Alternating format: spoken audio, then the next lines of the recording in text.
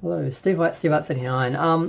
I'm sort of making this video for some of the He-Man collectors clubs on Facebook and stuff because I kind of need some advice. I started collecting the He-Man figures when I was a kid. I was kind of lucky enough to buy a lot of the old figures off my friends as they were getting older, and like I swapped a lot of them for cigarettes and stuff like that in high school. So I really only had a couple to hunt, and I had all of them except Scareglow, which I think is probably a few people's situation. And I sort of was looking at the collectors and the classics and some of the newer ones that were coming out in the noughties, and sort of wasn't sure how I felt about them. I wasn't sure if I wanted to start collecting them because although it was great they were going back to the original source and going back to making them look more like the TV show, because that was everyone's complaint, was that they didn't look like the ones in the TV show, a lot of them. And I was looking at some of them as they were coming out and thinking, do I go down this rabbit hole? Do I start? And I sort of was like, no, and I didn't. There are a few I kind of wanted, but a few that just I just couldn't really justify it. And then the Origins ones came out, and I kind of had regretted not getting on the classics bandwagon because now a lot of them were really expensive because of scalping. I didn't know scalping was happening. I was a big collector. I used to just go out all the time and collect toys, and like pretty much every weekend I was going out collecting stuff for years. And then I kind of had everything I needed except for a couple of things which I figured I'd have to get on eBay because they just weren't showing up. So I sort of stopped collecting. It also coincided about the same time I was in a relationship with someone who didn't understand, as I think we all know what it's like to be a collector and be with someone who doesn't collect things, doesn't get it. He liked muscle men, so he had a couple of like superhero toys that he liked because of the statuesque nature of the sculpting of the figurines, but that's sort of it. And I just sort of got out of the habit, and then stuck inside with COVID. In the Corona zone, I sort of had time to go back on eBay and sort of look for some of the stuff and have the time to compare all the different versions of things, try and work out if I wanted stuff. And I started just collecting, and sort of I had to pull out all my stuff to work out what I had and what I didn't have, because I couldn't remember. I bought stuff I forgot about. I bought stuff because the stuff you grow up with, you remember it. You remember every toy you had when you were a kid, but when you collect later on in life, you buy stuff, you just forget. I had stuff I forgot I'd bought it all, and I'm looking at it, and it was like being in a toy store. I was like, oh my god, I've got this. So I put everything out, went through all that, got my list, and I've just been steadily going through and getting the things I still needed.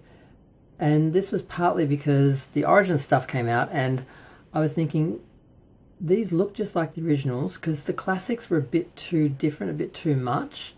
The size, all that sort of stuff, it didn't work. I wanted them to be more like just an extension of the original series of toys.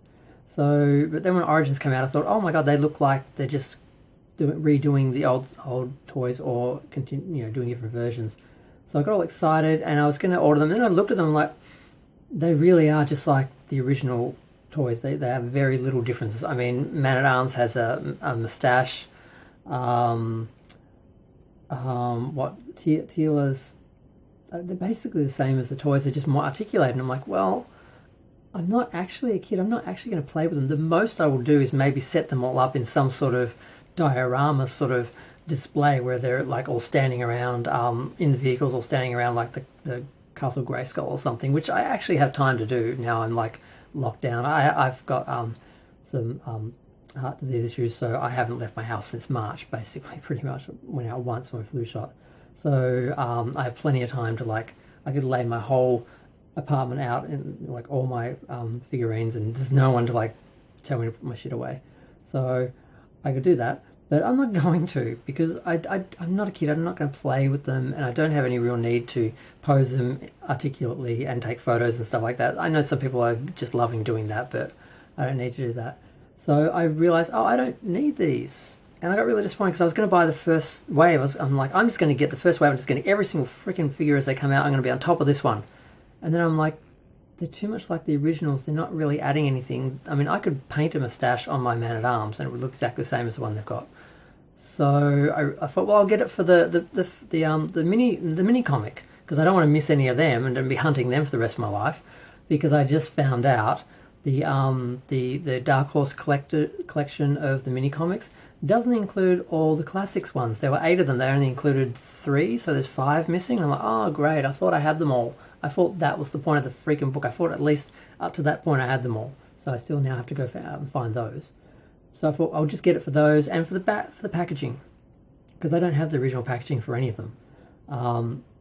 Why I didn't keep any of them, I do not know. Some of them got thrown out on Christmas, stuff like that. But other ones, I really should have kept them. I've got Thundercats, I've got Transformers, I've got Machine Men, I've got Ghostbusters, I've got a whole bunch of cards that I kept, but I didn't keep any of my He-Man stuff at all. So I thought I'd get for that. And then I looked and I realised the mini comics are all exactly the same. There's just one, so I need to get one of them. So I'm just going to pick one just for the sake of having one. Probably Teela, because I don't have her snake armor and I can put that on both Teelas. But Beastman, same problem. I don't have his armor. Got the yellow version, which I've had forever. That I almost think of that as his armor, not the red one. But then I saw they were releasing Scareglow. I'm like, yes, I can buy the new Scareglow for See, in America, you bitches are spoiled. You can get a He-Man figure at Walmart for $15. In Australia, you have to buy it on eBay. It's going to cost you at least 60, maybe 75 to 100. But I found a set of all 6 for pretty cheap. I was going to get, until I realised the comic books are all the same. The figures look just like the originals, and all I was buying was extra articulation, which I'm not going to use. And I've seen some of them have already broken, so they're not as durable. They're not made to last 20 years, because obviously they don't want you to live on them for 20 years. They want you to buy the next wave, the next reinvention, the next reboot of them. I'd rather solid figures that last forever than articulate ones that are going to be busted and then glued together, and then they won't be able to move because they'll just be glued in place. So I saw Scareglow and I got all excited. So I thought, I'll just buy that one. And then I noticed it had a plastic cape. I'm like, oh, come on. Why is it not material like the original? Why? If you're going to try and recreate the original, then recreate it properly. I thought, that's fine. I can buy a reproduction one. That's fine. And then I looked at it. I'm like, it looks like white plastic. It doesn't even look like it glows. And if it does glow, because the glow plastics are actually white, just they look regular plastic. One of the beauties of Scareglow wasn't just that he glowed and he was a skeleton, also was that he had that translucent look, like he was like a ghost. It was great. And I'm like, great. So it's got a plastic cape, so I have to buy a cape for him, and it doesn't glow. If it does glow, it doesn't look like that mysterious, translucent, sort of ghostly sort of appearance. So I thought, fine. And I actually went and bought, finished my collection basically, and bought a Scareglow. I'm not going to say how much that cost me, because I got screwed over. I was looking at one, and it said it would ship to Australia, but then the guy wouldn't do it after I was going to buy it. And I was debating with him for days, because eBay wasn't letting it happen, but he could have just made a couple of changes to fix it, but he just was like, oh, it's just too hard. So he just didn't want to do it for some reason, and I don't know why he'd advertise you're going to ship international if you're not actually going to do it. So I spent a couple of days talking to him, and in that time I missed 2 other Scareglows at the same price point, and then they all jumped up. So I ended up paying more, and I didn't get any accessories. What I did get was one that doesn't seem to have any marks. There's one tiny pink dot on his finger. That's it. So there's no pink from the cape, no real yellowing, just a little bit. The head and arms are always a bit yellower than the body, but it wasn't really yellow, like some of them were really yellow. And then I see some pictures of Scareglow, real pictures from actual people, not promotional ones, and it is that yellowy sort of greeny sort of translucent white colour, not like flat white plastic looking. And I'm like, oh, so for some reason they wanted to make their Scareglow in the promotional pictures look white, like tacky cheap plastic, instead of making it look like the actual translucent sort of yellow, green, white sort of plastic that the other one original was made of.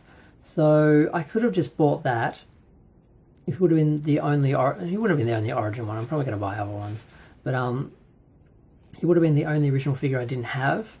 But I think it looks pretty much just as good in real life. In the pictures I've seen people taking of the real life Scareglow, he looks good. He looks just like the original. The articulation doesn't stand out too much. The cape, which is mostly behind him, doesn't stand out too much, and you can always replace that with a material one. So now I'm really pissed because I could have got that for about $70, and I'm not going to say how much more I paid for the real one. Now I do have the real one. I always wanted the real one. I would never have been totally happy with that Scareglow, but at the very least it could have saved me some money now, and I could have bought one later. So I'm just a bit pissed. And what I'm trying to get is, what is the benefit of the classics, aside from the characters from the cartoon that were never made, or the drastic changes to some that don't look like the originals, don't look like the toys. I'm not sure what the advantage is. I find some of them look really fake and cartoony. You know, I know they're supposed to look like the cartoon characters, but like She-Ra with her bright yellow hair, I can't imagine sitting them with my other toys, my other Transformers, and having my other Masters of the Universe, and having them look like they're all the same collection or from the same planet at all. So I'm not sure if I should go back to any of the classics. The Super 7 ones, I was very lucky. I found someone selling a set of He-Man, Skeletor, She-Ra, and Hordak. I really wanted the blue Hordak forever, with the grey bones and everything. I wanted a She-Ra that actually looked like She-Ra, although she looks a lot like Teela, but she does look like one of the original toys, but more like the cartoon one. So it's kind of great. I wish she had brushable hair, but at least it's coloured like real hair, and it does go with Teela and Sorceress and all that. So I got them, and of course Skeletor. I got them pretty much for the price. If I'd bought them separately, I would have paid the same amount for like 3 of them. So I kind of got He-Man for free because there's really not a lot of difference with He-Man. He's got like yellow wristbands and no wraps around his like boots. That's about it really. Slightly straighter hair. That's the only difference. Not a whole lot. I wouldn't have bought him separately, but since I got him as a pack, got that. And Shadow Weaver.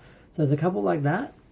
But aside from the ones in Super 7 that, you know, weren't created, and the ones in Classic that weren't created for the original series, can anyone give me any suggestions of what ones I need that I've missed? Because I'm having trouble finding a lot of them online.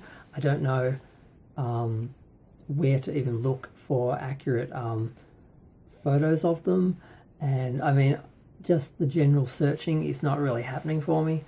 Am I expecting too much from them? I don't know. This is not a review. It's like an anti-review. It's like I'm asking people for their thoughts, what they think.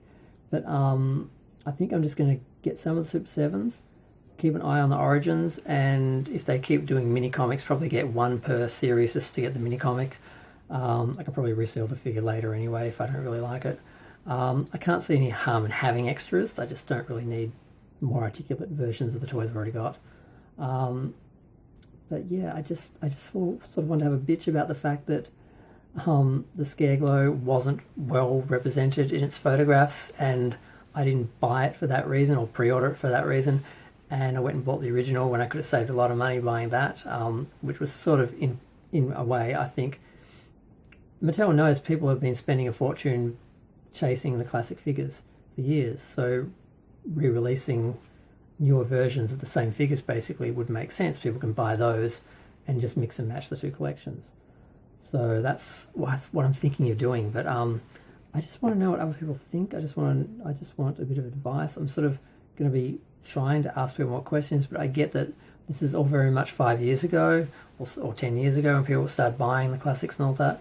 So I'm really behind the ball, but I'm hoping some people can sort of help me work out what I should be looking at, what I should be chasing, what I should be looking for. Yeah, I'm going to go. Yep. This is mostly just a blog, so I know it's not hugely relevant. If you've listened this far, thank you for listening, and if you've got any advice for me, let me know. Feel free to share, like, comment, subscribe, let me know what you think. Any advice would help. Yes, adult collector crisis. I'm not quite sure what I should be chasing, or if I should just leave the collection as I've got it, and I don't know. I'm gonna go.